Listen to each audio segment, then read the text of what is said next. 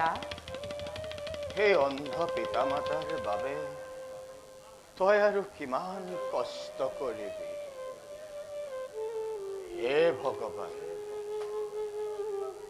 আমাৰ এই যন্ত্ৰণাৰ অৱসান কেতিয়া হ'ব প্ৰভু দুখ নকৰিবা পিতা বিধাতাই বিধিলিপিত ইয়াকে লিখিলে গতিকে বিধাতাৰ দান বুলি গ্ৰহণ কৰা তোমালোকে বিনা প্ৰতিবাদে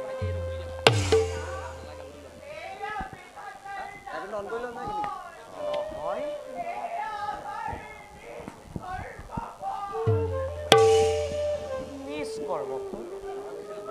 নিষ্কৰ্মফল মই নুবুজিলো আই ব্যক্ত কৰি সকলো দূৰ কৰা মোৰ মনৰ সন্দেহ তেন্তে শুন বাছা পিতা এয়া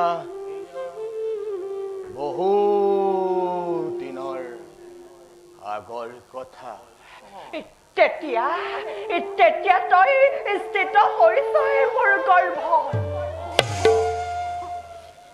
মহামুনি ত্ৰিজেতা আহিছিল আমাৰ আশ্ৰমে তোৰ মাতৃ আৰু মই জানিছিলো তেওঁৰ মহিমাৰ কথা সেয়েহে গৈছিলো মুনিবৰৰ চৰণ সেৱাৰ উদ্দেশ্যে কিন্তু দেখে তেওঁৰ কুৎসিত পদৰ টুকুৰ কেনাতে আমি বুজিছিলো চক্ষু ত্ৰিকালজ্ঞ সেই মহামুনিয়ে আমাকে আশীৰ্বাদ কৰিলে প্ৰস্থান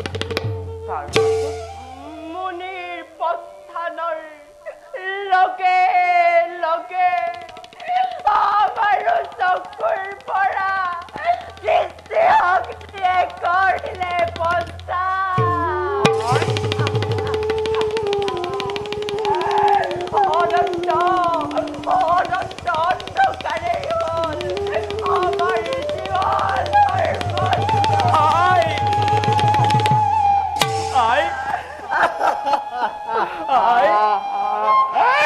স্মৰণ কৰাই সেই অতীতৰ কৰুণ কাহিনী নচলাবা আৰু শোকৰ অগণি যদিওবা নিজ কৰ্ম দুখে লাভ কৰিলে দুয়ো অন্ধত্ব কিন্তু সেই ঘটনাই আঁতৰালে দুয়োৰে মনৰ অন্ধত্ব বাৰু পিতা আই খোৱা বেলিটিয়ে লাহে লাহে অস্তাচললৈ কৰিছে গমন আৰু আমাৰ আশ্ৰমত নাই এটুপিও জল গতিকে মই যাওঁ সৰজুৰ তীৰে কলচি ভৰাই আনো এটুপি নিৰ্মল জল যোৱা দুয়ো ক্ষন্তেক প্ৰতিৰোধ কৰাগৈ বিশ্ৰাম যা বাচ্চা কিন্তু সোনকালে আহিবি উলটি দৰ্শন কৰি সৰোজৰ অনিন্দ সুন্দৰ ৰূপ তই কিন্তু বিলম্ব নকৰিবি বাচ্চা নকৰিবি তোৰ অবিহনে যে আমি জীৱন্তে মৃত আই চিন্তা নকৰিবা মই সোনকালেই উলটি আহিম বাৰু আই মই আহিলো আই পিতা মই আহিলো যা যা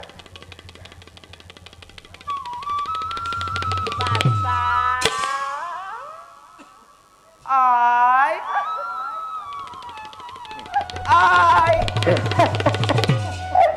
আই আই মই আহিলো পিতা মই আহিলো যা বাছ যা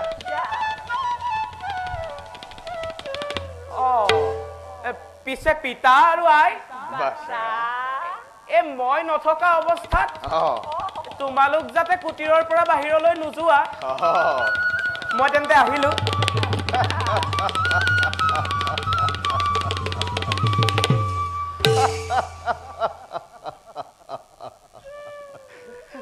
প্ৰিয়ে মন কৰিলানে তুমি আমাৰ বাছা দিনে দিনে কিমান ডাঙৰ হৈ আহিল কেতিয়াবা তাৰ মুখত শুনি কিছুমান জ্ঞান গৰ্ভ কথা মই যে বিস্মিত হৈ যাওঁ তেতিয়া কেনে লাগে জানা কেনে লাগে না সি যেন আমাৰ পুত্ৰ নহয় না সাপভ্ৰষ্ট কোনো এক স্বৰ্গৰ দেৱতা মত্যতে কথাইছে জীৱন অভিশাপ মোচনৰ বাবে আৰু কেতিয়াবা এনে লাগে জানা কেনে লাগে না কি যেন তোমাক তোমাক মোক এৰি থৈ চিৰদিনৰ বাবে গুচি যাব আপোন চালে ভাবি থাকে আপুনি 10 মাহ 10 দিন যাক মই গৰ্ভত কৰিলো ধাৰণ নিজ পক্ষৰ অমৃত পান কৰাই যাক মই ডাঙৰ দীঘল কৰিলো সিনো বাৰু আমাক এৰি কলৈ যাব এনেবিলাক কথা কৈ নিদিব মনো কষ্ট এই দুখনি মাতি না বল আমি কুটিৰলৈ যাওঁ বল বল বল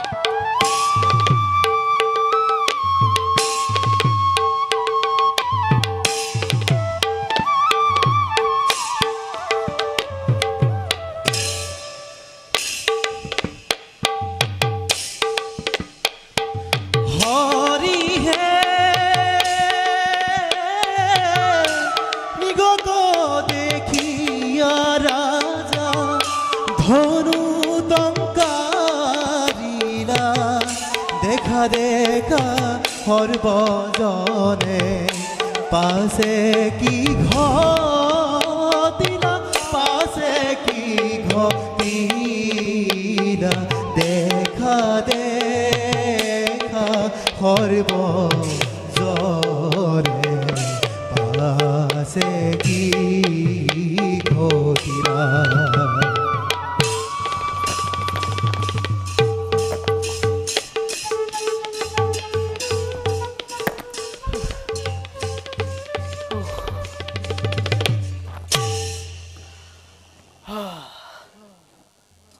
মৃগৰ সন্ধানে আহি আহি প্ৰৱেশ কৰিলোহি সৰস্বতীৰ এই দুৰ্ঘোৰ অৰণ্যৰ মাজত।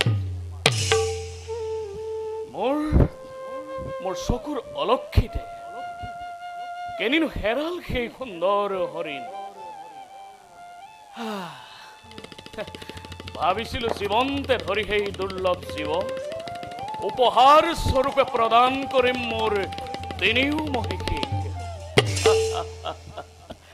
স্নেহে পালন কৰি সেই বনৰীয়া জীৱ হয়তোবা ক্ষণিকৰ বাবে হলেও পাহৰিব তেওঁলোকে সন্তানহীনতাৰ দুখ।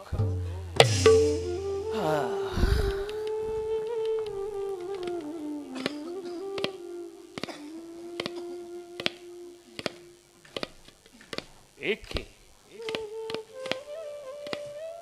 ঋণী ঋণী ভাহি আহিছে সৰজৰ সুললিত ধ্বনি। বুজিছো, যাওঁ আৰু কিছু দূৰ আগবাঢ়ি গৈ পুনৰ মৃগৰ মই কৰুণ এখন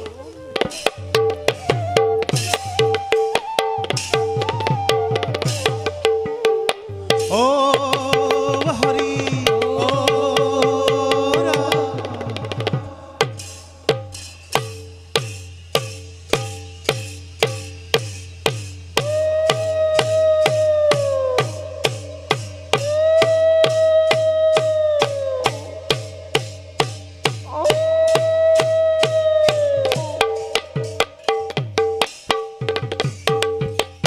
আরে অন্য হাতে গজরাজে জর পীরা করে আরে দেখা দেখা হইব জনে অতি রঙ্গমনে আরে দেখা দেখা হইব জনে অতি রঙ্গমনে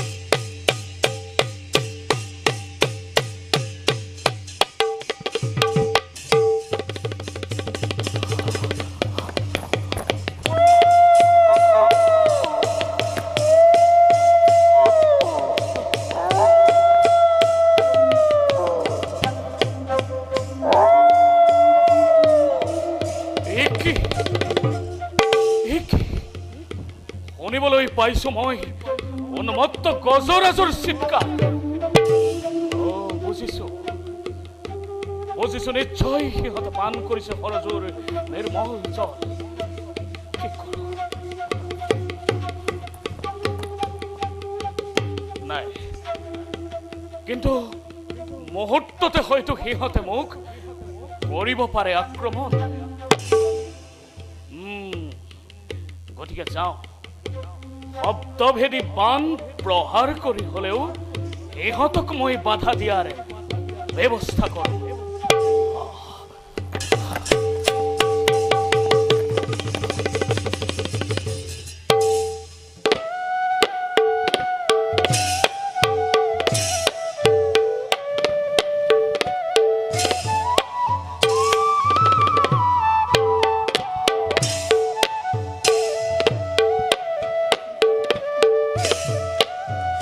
ৰে জল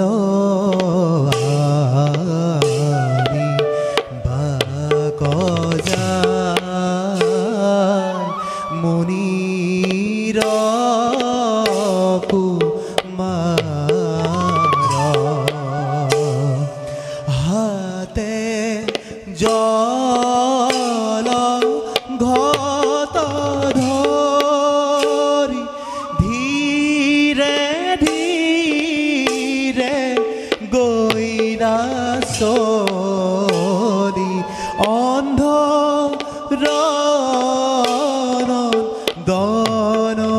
ইটো গুণৰয়া ধাৰ ৰে অন্ধৰণ ইটো গুণৰয়া ধাৰ ৰে কতুক্ষণে পাইৰা গয়া পৰজুৰ তীৰ দেখা দেখা সৰ্বজন ঈশ্বৰৰ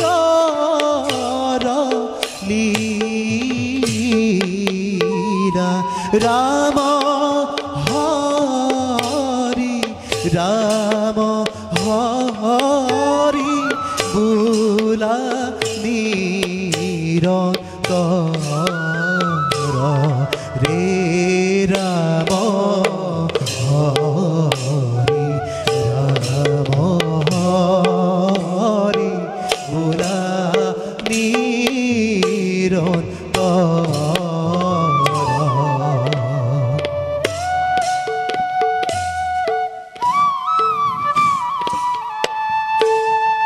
সদায় দেখি থকা এই সৰচু নদীখন প্ৰতিদিনেই মোৰ সন্মুখত এক নব্য ৰূপত হয় প্ৰতিভাত। সৰচুৰ সেই কুলু কুলু সুললিত ধ্বনিয়ে এক অপূৰ্ব সাংগীতিক মূৰ্ছনাৰ সৃষ্টি কৰিছে।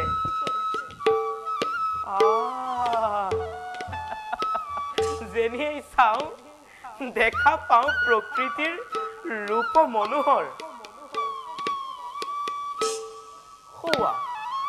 নদীৰ দৰিয়লি পৰ্যন্ত কণ কণ বালিমাহী চৰাইবোৰে বলুকাত এক অপূৰ্ব ভাস্কৰ্য চিত্ৰিত কৰিছে।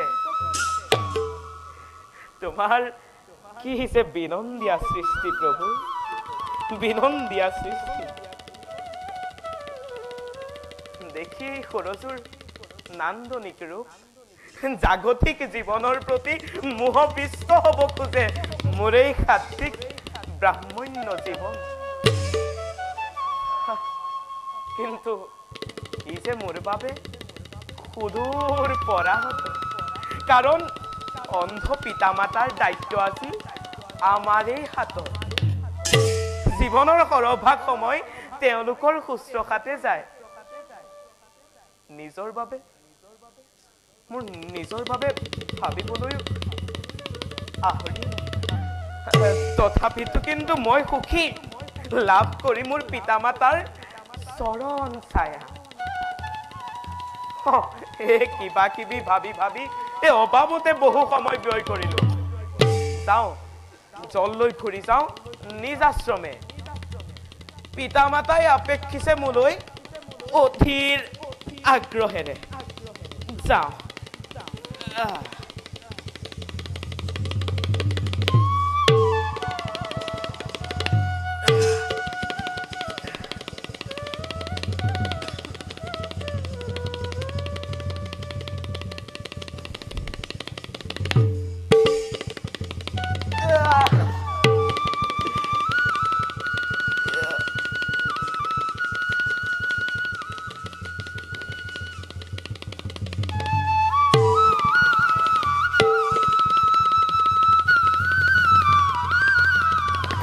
দশৰথ ৰাজাই তু ভৈৰৱ তন্তৰ ৰাম হৰি বোলা নিৰন্তৰ ৰাম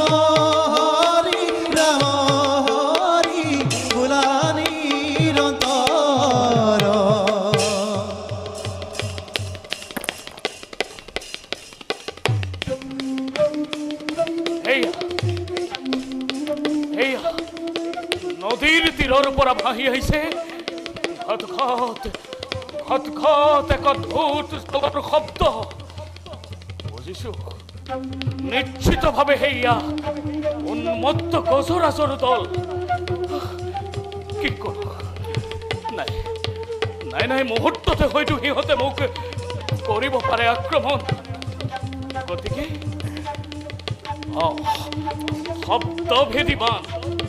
শব্দভেদী বান প্ৰহাৰ কৰি মই সিহঁতক বাধা দিয়াৰ ব্যৱস্থা কৰোঁ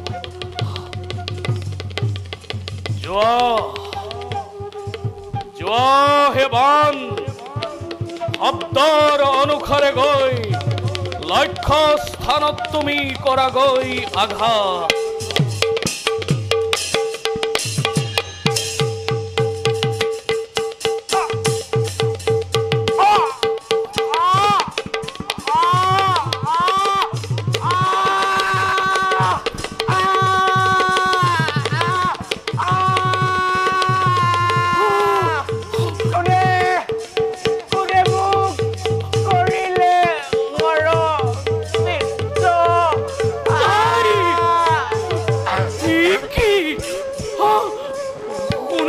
পাইছো মই কোনোবা মনুষ্যৰ কাতৰ আত্মঘাত বুজিছো নিশ্চয় মোৰ হৰত বিদ্ধ হল তেওঁ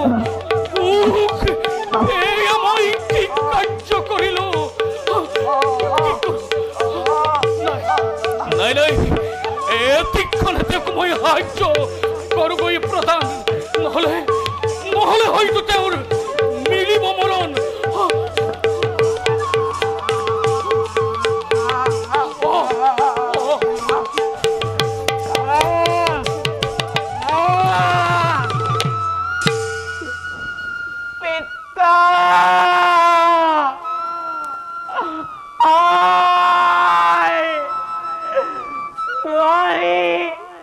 সন্তানৰ পিলা চক্ষুৰে দেখিছো অন্ধকাৰ কোন নেকিটো অধম পাতকি কিবা উদ্দেশ্য ভাবিবি তই মোৰ দৰে নিৰি প্ৰাণীক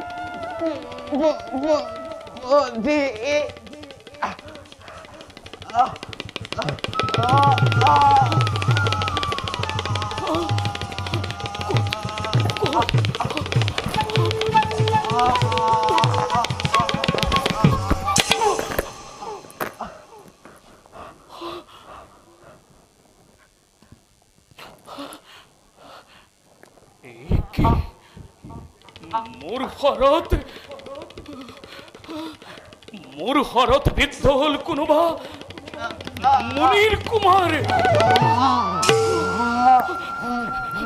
ক্ষমা কৰা মুনি কুমাৰ অজ্ঞানতেহে মই কৰিলো প্ৰহাৰ ক্ষমা কৰা কোন তই অধম পৰ্বৰ মুনিপুত্ৰ তই মোক অকাৰণে কৰিলি প্ৰহাৰ মুনিপুত্ৰ চকু দিশে দেখো অন্ধকাৰ মুনিপুত্ৰ পিতা মুনিপুত্ৰ মুনিপুত্ৰ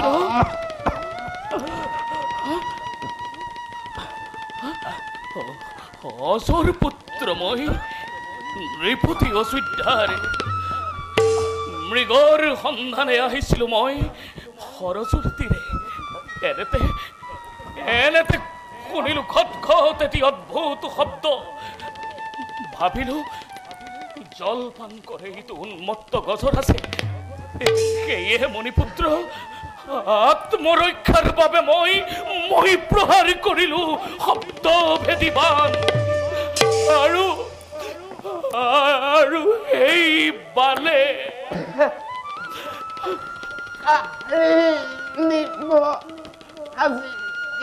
মণিপুত্ৰ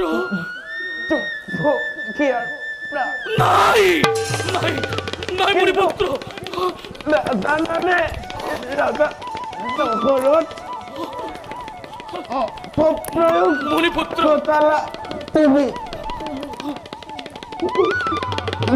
মণিপুত্ৰ অপপ্ৰয়োগ ঘটালা তুমি তপেদি আদৰ মণিপুত্ৰ শ্ৰীফলা আশ্ৰমত মোৰ বাবে অপেক্ষাৰত বৃদ্ধ পিতা মাতা মণিপুত্ৰ মোক সুধি নললানে সেই অন্ধ পিতা মাতাৰ প্ৰাণ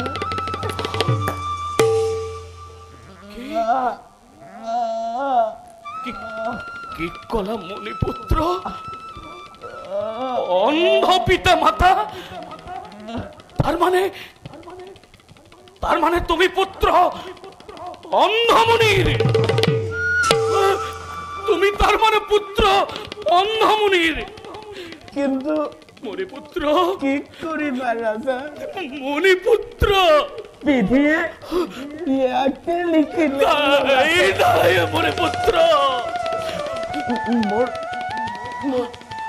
হৃদয়ৰ ঘৰডাল কাঢ়ি দিয়া ৰাজা নিশ্চয় মোৰ হৃদয়ৰ ঘৰডাল নিশ্চয় মণিপুত্ৰ তুমি তুমি তুমি মৰিব নোৱাৰা তুমি মৰিব নোৱাৰা মণিপুত্ৰ তীব্ৰ বেগী ৰথত লৈ যাম তোমাক মই অযোধ্যা ৰাজ্যলৈ চোৱা মণিপুত্ৰ ৰাজবৈদ্যৰ পথ্যত তুমি আৰোগ্য হ'ব লাগিব তুমি মৰিব নোৱাৰা তুমি মৰিব নোৱাৰা ৰবা মণিপুত্ৰ ৰবা নালাগে ৰাজা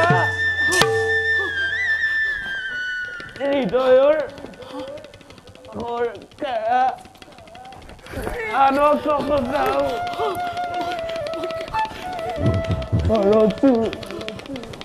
সৰচুৰ তীৰে মৰি স্বৰ্গে চলি যাওঁ মণিপুত্ৰ ৰবা মই তোমাৰ হৃদয়ৰ খৰডাল কঢ়িয়াই দিওঁ ৰবা মণিপুত্ৰ ৰবা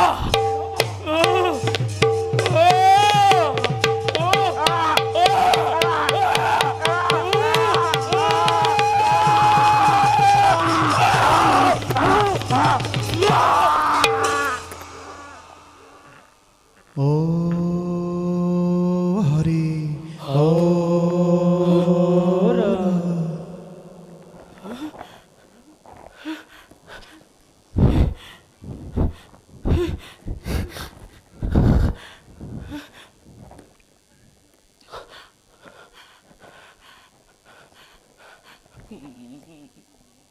মণিপুত্ৰ হে মণিপুত্ৰ মণিপুত্ৰ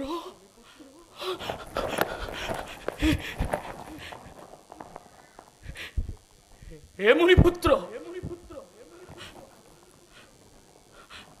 মণিপুত্ৰ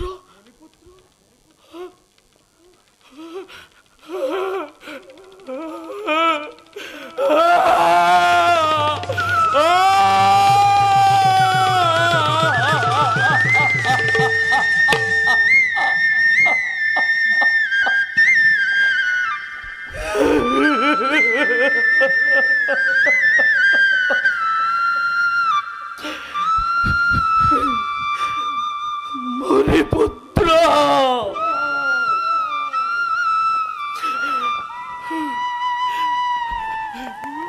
মণিপুত্ৰ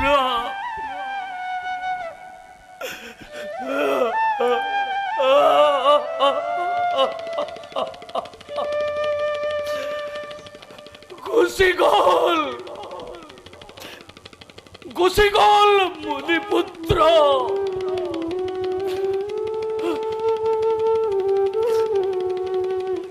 এই দশৰথক পাপ সাগৰত নিমজ্জিত কৰি গুচি গল মণিপুত্ৰ স্বস্থানলৈ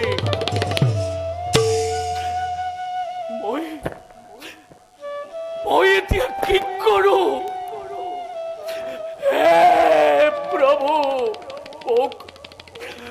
মোক তুমি পথ প্ৰদৰ্শন কৰা প্ৰভু।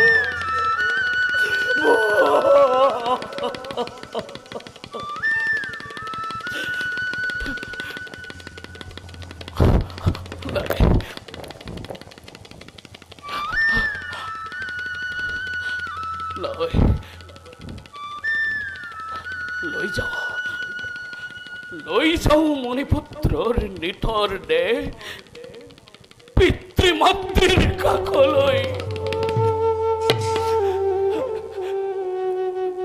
নাজানো আজি কি মোৰ ঘটিব ভাগ্যত। মৃত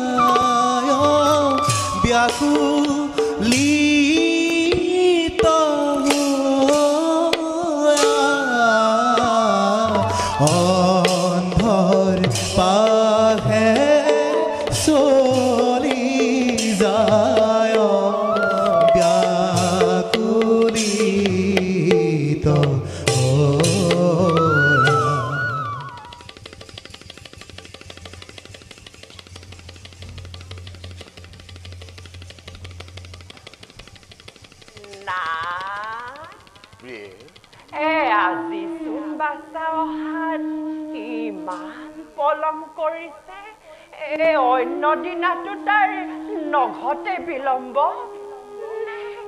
হল নেকি আকৌ পুত্ৰৰ কিবা ঘটন? কিন্তু তুমি দুৰ্ভাৱনা বাৰে বাৰে মনলৈ আনা।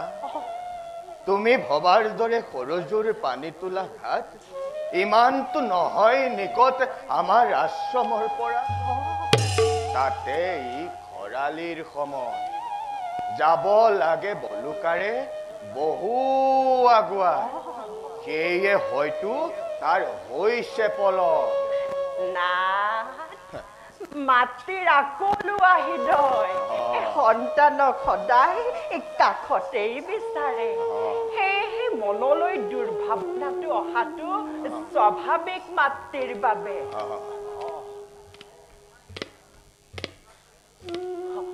সেয়া শুনকচোন নাথ, পুত্ৰৰ ভৰিৰ খোজৰ শব্দ। কিন্তু নাথ, সি বাৰু আজি ইমান ধীৰে ধীৰে আহিছে কিয় নাথ? কিয়? কিমাননো বয়স হৈছে তাৰ? এই কোমল বয়সতে সি আমাৰ বোজা কঢ়িয়াব লগা হৈছে। প্ৰতিদিনে কাম কৰি কৰি সি হয়তো পৰিছে ভাগৰি। তাতে খৰালি সৰুজুখন যায় বহু আঁতৰি। সেয়ে হয়তো সি আহিছে ধীৰে।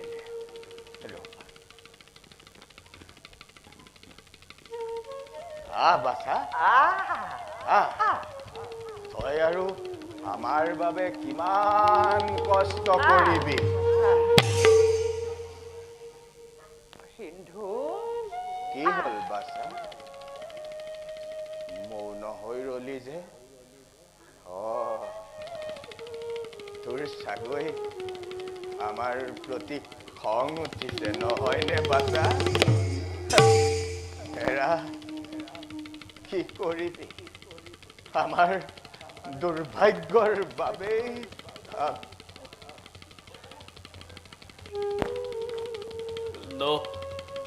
তজু পুত্ৰ মই অজৰ পুত্ৰ মই দশৰথ অযোধ্যাৰ নৃপতি অযোধ্যাৰ নৃপতি না মহাৰাজ দশৰথ ৰাজা আপুনি আজি মোৰ এই শ্ৰীফলা আশ্ৰমে আহক ৰাজন আছেনে কুশলে আপুনি আছেনে কুশলে আপোনাৰ মৰমৰ প্ৰজাগণ শুনিছো অযোধ্যাৰ দুৰ্দিন আঁতৰালে আপুনি নিজ বাহুবলে পিছে আপোনাক তৃণাখন দিবলৈ পুত্ৰও যে নাই আশ্ৰমত মোৰ গৈছে সি সৰুজোৰ তীৰে আনিবলৈ নিৰ্মল জল নালাগে নালাগে মুনিবৰ নালাগে দিব মোক আসন বসন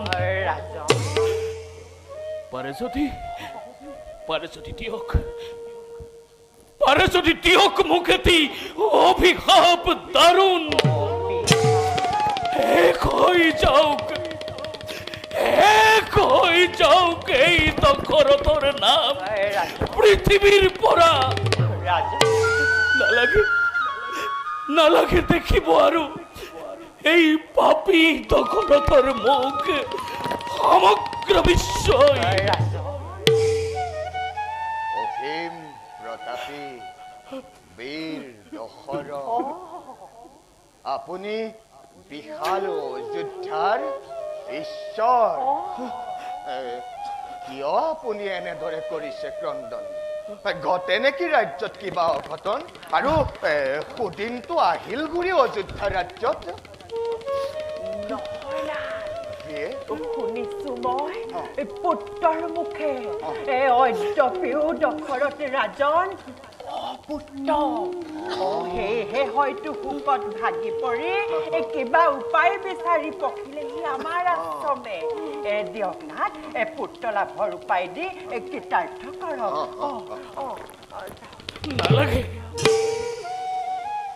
নালাগে পৰিবৰ নালাগে মোক পুত্ৰ ৰাজ্যধন কাৰোবাৰ পুত্ৰৰ জীৱন শেষ কৰি নিবিচাৰো চাব মই সন্তানৰ সুখ কাৰোবাৰ পুত্ৰক শেষ কৰিলে কাৰোবাৰ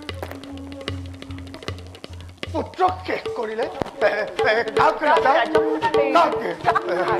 কোন সেইটো দুৰ্ভগীয়া জগতৰ মাজে কিবা নাম পিতৃ মাতৃৰ কিবা তেওঁৰ আছিল অপৰাধ কিন্তু অনুতাপৰ অশ্ৰুজলে বুলিছে বচন কওক ৰাজা কওক আপুনি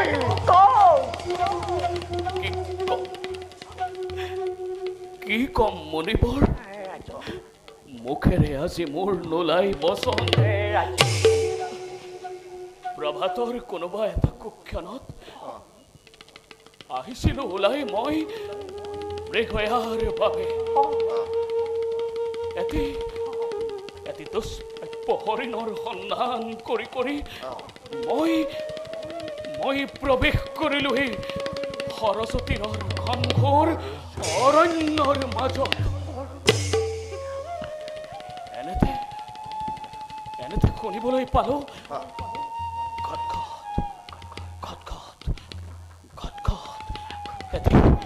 এটি অদ্ভুত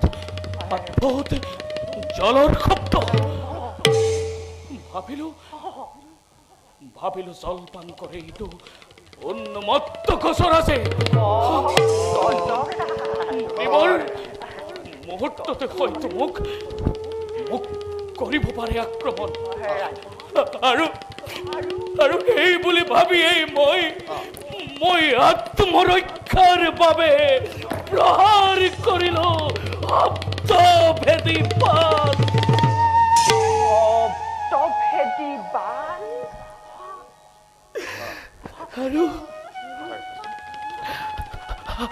আৰু সেই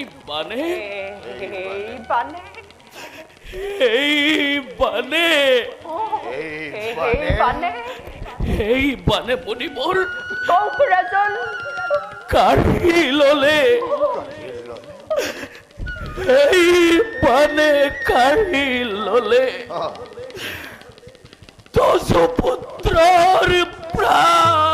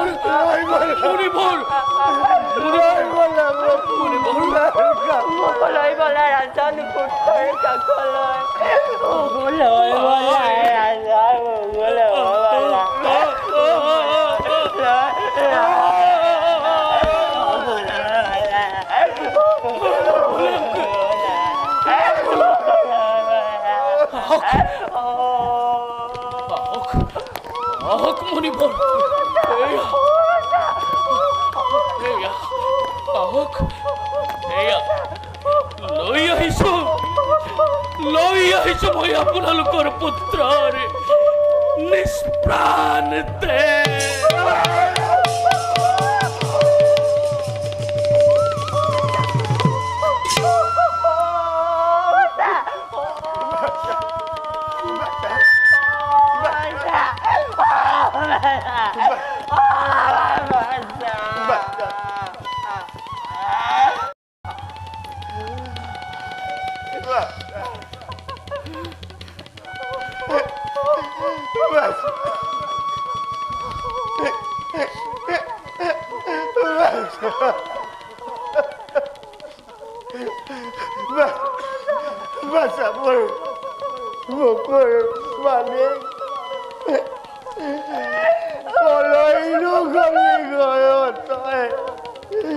পিতা মাতাকে বাচ্চা মোৰ আচলৰ ধন এবাৰলৈও নেভাবিলি মাতৃৰ কথা তোৰ অবিহনে আমাৰ কি গতি হ'ব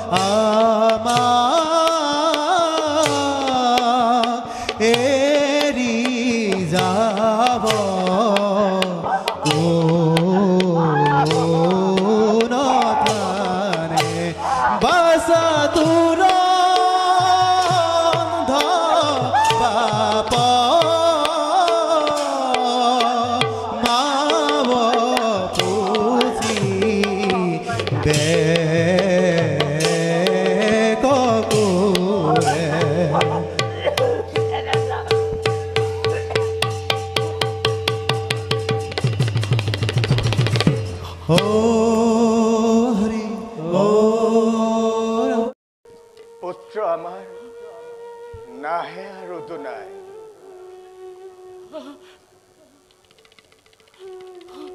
প্ৰিয়ে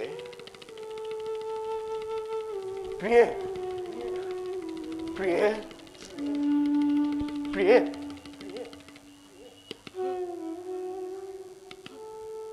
কি তোমাৰো কোনো নাই প্ৰতিক্ৰিয়া বুজিলো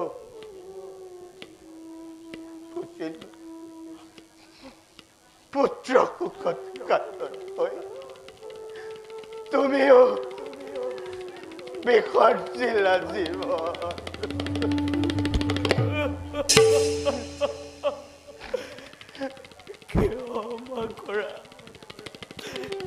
ক্ষমা কৰা মহা তপোধন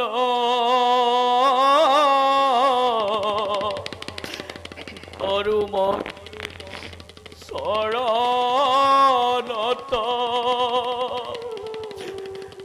দুখময়ী কৰিলো অজ্ঞানবশত প্ৰাণ হৰি হৰি হৰি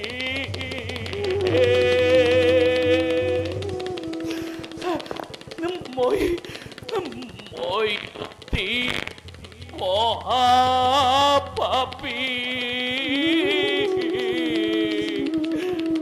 ব্ৰহ্মবধি হলো আজি অভিশাপ দিয়া ভয়ংকৰ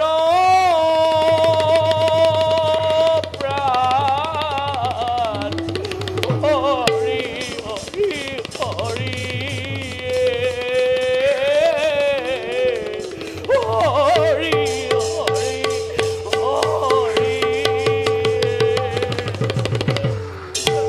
হৰি হেৰ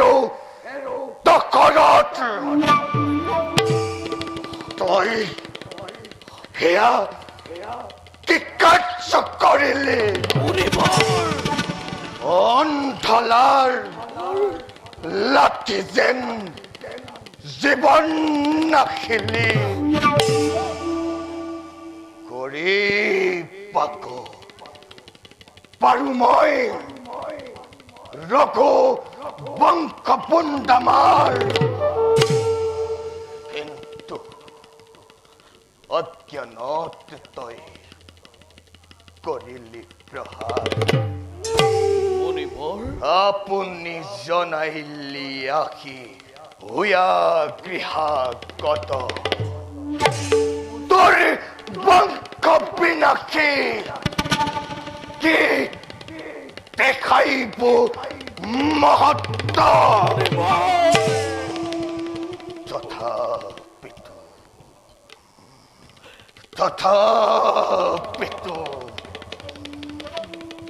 তথাপিতো আজি তোক মই দিম অভিশাপ দিয়ক মুনিবৰ দিয়ক পুত্ৰ ওকে মুনিবৰ যে মই প্ৰাণকে সজাইব অন্তকালে পুত্ৰ শোকে তোৰও প্ৰাণ যাইব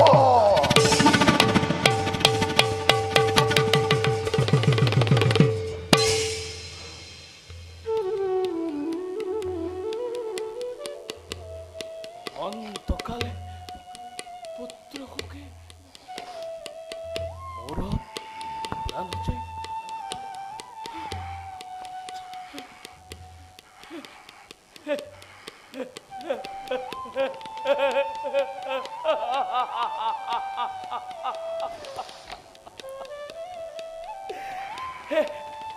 হে মুনিবৰ এ আপুনি মোক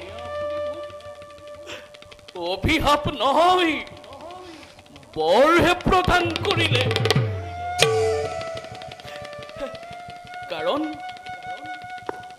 অদ্যপিও অপুত্ৰক মই জানো ৰাজা ভালদৰে জানো মই অদ্যপিও অপুত্ৰক তুমি কিন্তু দিব্য দৃষ্টিৰ পৰা মই অপুত্ৰকৰ নেদেখো লক্ষণ শুনা ৰাজা মুনিবৰ শুনা মোৰ হেতু পদে কওক মুনিবৰ মাতি আনি ঋষ্য সিংহ মুনিক যজ্ঞ আয়োজন কৰা পুত্ৰ লাভৰ বাবে মুনিবৰ দেখাতে যদিও বালক ঋষ্য সিংহ মুনিৰ মহিমা অপাৰ আশীৰ্বাদ কৰিছো মই মুনিবৰ পুত্ৰ ধন শুনে পৰিপূৰ্ণ হকে তোমাৰ ৰাজ্য ময়ো এবে ত্যাগ প্ৰাণ পুত্ৰ ভাজ্যাৰ সমে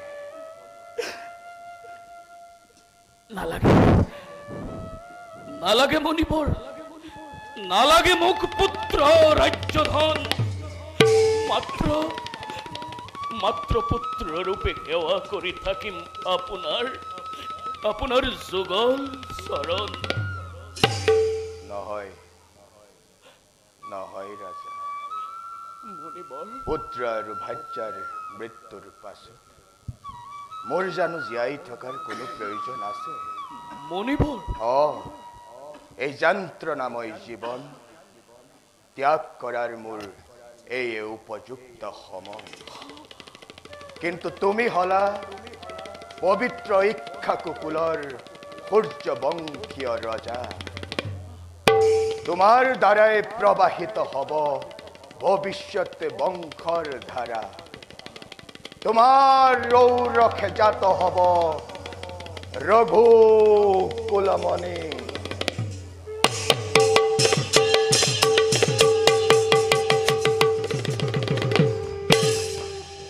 দুষ্টক বিনাশী জগততে শান্তি ধৰ্ম কৰিব স্থাপন। লোৱা লোৱা ৰাজা, মুনিবৰ মোৰ শ্ৰীফলা আশ্ৰমৰ দুটি ফল আশীৰ্বাদ ৰূপে ইয়াক তুমি কৰিবা গ্ৰহণ।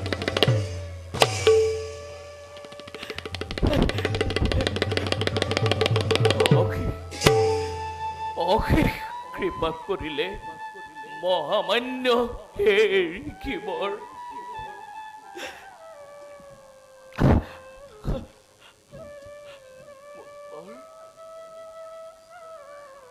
ৰাজন কওক তপোধন।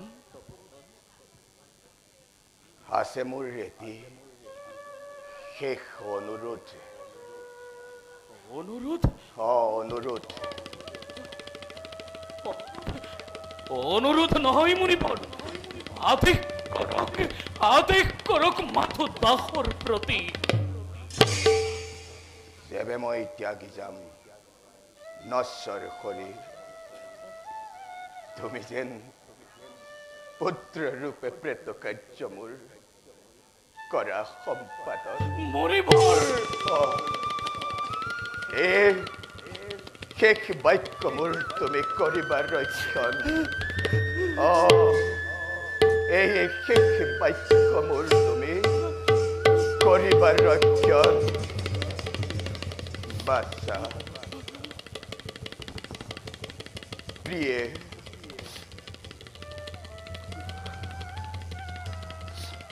বিদায় বিদায়। দেখা দেখা সৰ্বজন বিধিৰ বিধান স্বামীতৃ বৰণ কৰে অন্ধ তপোধন তাৰ সঙ্গে চলি যাই অন্ধ মহাসতী সমস্ত সমাজে ডাকি বোলা হৰি হৰি।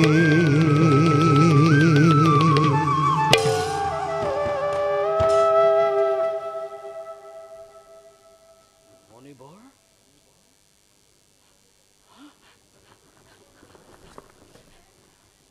হে মুনিবৰ,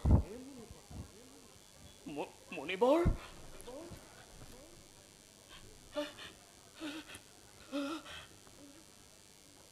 হে মুনিবৰ।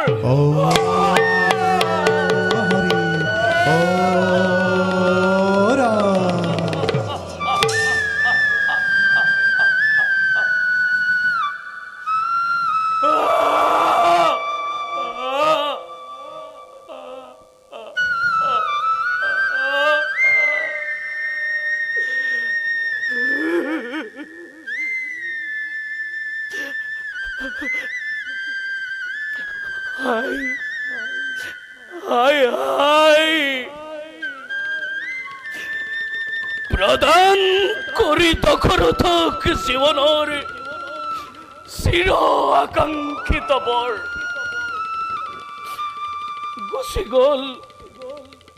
গুচি গল মুনিবৰ অনন্ত ধামলৈ।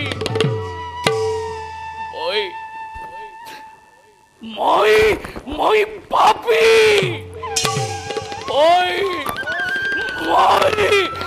মহাপাপী।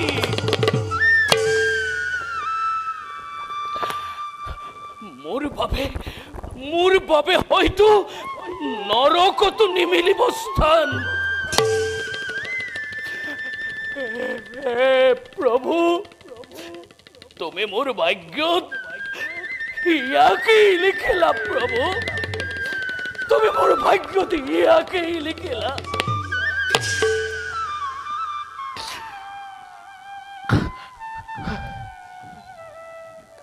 নাই, কান্দি কাটি আৰু একো লাভ নাই। যাওঁ, সেনাপতি আৰু সৈন্যগণৰ ক্ৰমে মণিবৰ আৰু তেওঁৰ পত্নী পুত্ৰৰ সৎকাৰ কাৰ্য মই কৰো সমাপন।